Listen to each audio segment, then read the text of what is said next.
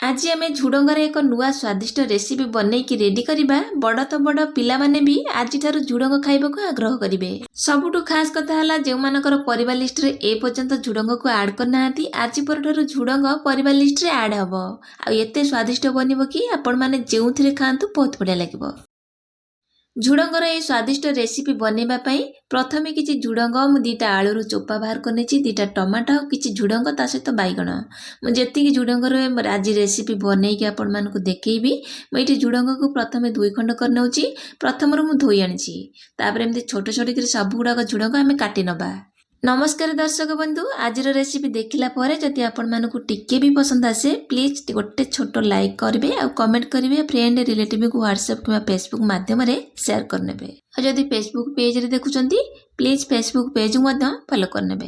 एठी किछि झुडंग को मुझे छोट छोट करी काटी नेछि, एतिकी ही लंबा रखिबा कि आठो छोट करि परिबे, आपणक पसंद रे ही काटिबे।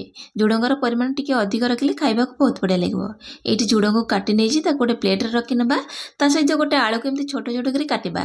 मु एठी 2टा खंडे आलू पकेइबी। प्रथम चोपा बाहर कर धोई आनिछि, तापर एमती छोट छोट करी काटी सारला परे ताकू पानी रे आमे पकेइ नबा, जा फल रे हमर आलू गुडाक बिल्कुल भी कला पड़िबनी। एठी मु 2टा आलू को छोट छोट करी काटी नेछि, ता सहित पानी रे पकेइ नबा, जा फल रे हमर आलू गुडाक बिल्कुल भी कला पड़िबनी। एठी कड़ाई बसैछि, कड़ाई गरम होला परे गोटे चम्मच सोरिष तेल को ऐड करबा। तेल को गरम हवा पे छाड़िबा। तेल गरम होला परे आगु काटी के रखितबा झुडंग को ऐड करनबा आ हल्का टिके भाजिबा। आकु घोड़े घोड़े आमे झुडंग को 50% सिझा पर्यंत भाजिबा, काहेकि ना झुडंग गुडाक टिके हार्ड थाए, काहेकि ना कसी झुडंग अछि, सिझा पे टाइम लागो। तेणु आकु कभर दबा, सिझा पे टिके घोड़े घोड़े का लो फ्लेम रे भाजी नबा। झुडंग भाजिला बेले कभर काढ़ी मझिरे लिड खोलिक गोलैकी भाजबा, ना तल गोड़ पोड़ी जीव, बिल्कुल भी भल लगेनि। एठी कभर दे गोले गोलैकी मुझे घोड़े घोड़े झुडंग को भाजी नहीं ताकू गोटे प्लेट को काढ़ी नबा। आ से कड़ाई रे आ गोटे चम्मच देदबा सोरिष तेल। से कड़ाई रे गोटे चम्मच सोरिष तेल को दबा। तेल गरम होला परे गोटे बड़ साइजर पियाज को एमती सरू सरू कर काटी नहीं पियाज को ऐड करनबा और भाजी नबा। पियाज बेसी भाजबानी, हल्का टिके नको ट्रांसपेरेंट हो गला पर्यंत भाजबा। आगु काटिकी धोईकी रखितबा आलू को ऐड करनबा, आलू को पियाज सहित गोलैबा भाजी नबा। मु एठी गैस र फ्लेम को लो टू मीडियम रखिछि, आलू को भाजुछि। एठी आलू को भाजी सारा पर स्वाद अनुसार लुण को ऐड करनबा। ता सहित भल कलर पाई आधा छोट चामच रु अधिक टिके काश्मीर लंका गुंड, आधा छोट चामच हळदी गुंड को दबा। आलू सहित आ मसला को गोलैबा कसी नबा। एठी मु गैस र फ्लेम को लो टू मीडियम रखिछि। आलू को मसला सहित गोलै नबा। आलू को 50% सिझा पर्यंत कभर दबा, भाजी नबा। एठी मु आलू को मसला सहित भलसे गोलै सारलाणी आ मसला बढ़िया से कोटी नहीं जाइए आलू सहित, बहुत बढ़िया लगुच कलरफुल देखिया पई। आगु भाजी रखिता झुडंग को मध्य ऐड करनबा। जेहेतु कसी झुडंग टिके हार्ड थाए, टाइम लागे सिझा पई, तरकारी रे खाइला परे टिके काडु काडुआ लागे, सेति पई टिके अधिक समय टिके आलू सहित मिसई देले। आगु हमर आलू झुडंग भाजी जाइतला बा टिके सिझी जाइतला, एमिति आलू सहित मिसई की भाजी देले झुडंगटा बढ़िया टे सिझी जीव आ खाइबा को बहुत बढ़िया लागिबो।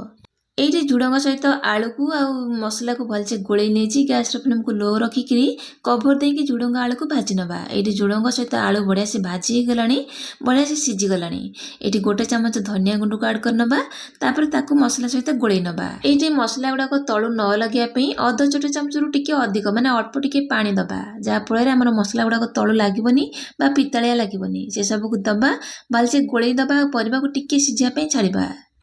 परिबा सेपटे सिझिया भितर आम झुडंग आलू तरकारी बनैबा गोटे मसला बनैबा। से गोटे बड़ चामच नहीं सोरिष, गोटे बड़ चामच जीरा ऐड करबा, अधिक करी टिके रसुण ऐड करबा। माने गोटे बुदारे जेतिक रसुण थिला माने 10 रु 12 कला को टिके अधिक हबो, सेको चोपा बाहर करी नेछि ताको ऐड करबा।